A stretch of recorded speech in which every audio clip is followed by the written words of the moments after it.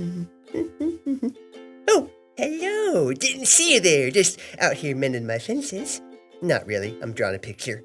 A picture of me mending my fences. Anywho, my name's Watson. I'm a rabbit, and yeah, I know it's Easter, so let's just get this out of the way, okay? No, I am not the Easter Bunny. Never met the guy. No relation. Please stop asking me. See, this is me, and this is the Easter Bunny. Different people. There's more than one rabbit in the world, okay? Good talk. Anywho, if you're wondering what I'm doing here, I'll tell you. I've got a super cool story from the Bible to tell you, and I'm going to draw some pictures here to give you some visual representation, as we call it in the biz. What story are we talking about? Oh, I don't know. Just maybe like the most important story that's ever existed. It's the story of Easter! If you didn't know, Easter's about so much more than eggs and candy and dressing up fancy. Hey, that kind of rhymed. Eggs, candy, dressing up fancy. Eggs, candy, dressing up fancy. Eggs, candy, dressing up fancy. Egg, candy, dressing up fancy. Egg, candy, dressing fancy. Egg, candy, dressing up fancy. Yeah! Huh.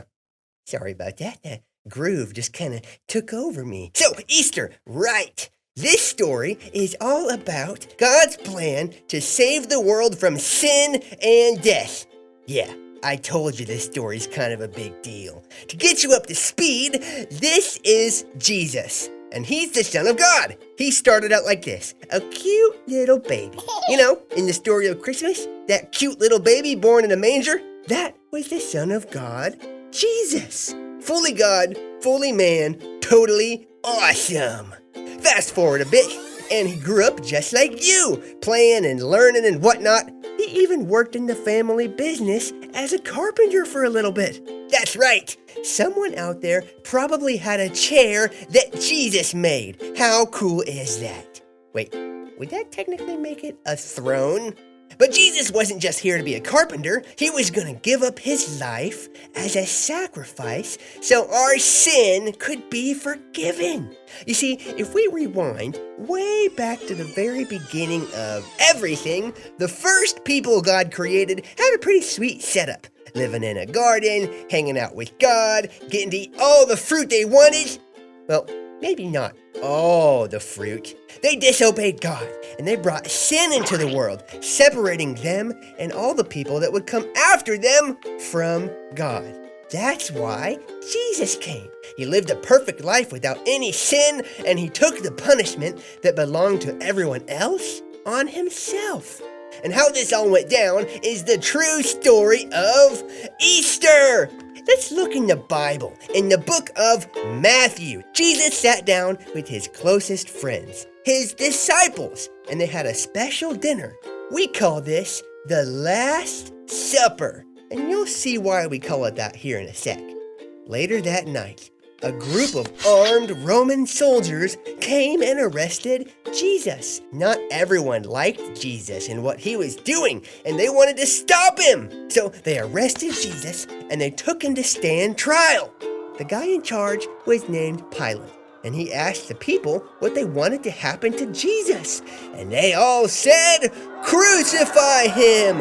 Now, that was a pretty big deal. Being crucified was like the ultimate punishment back then. When Jesus was on the cross, he cried out to his Father in heaven and said, "It is finished!"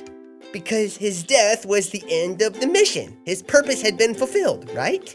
That's the end of the story?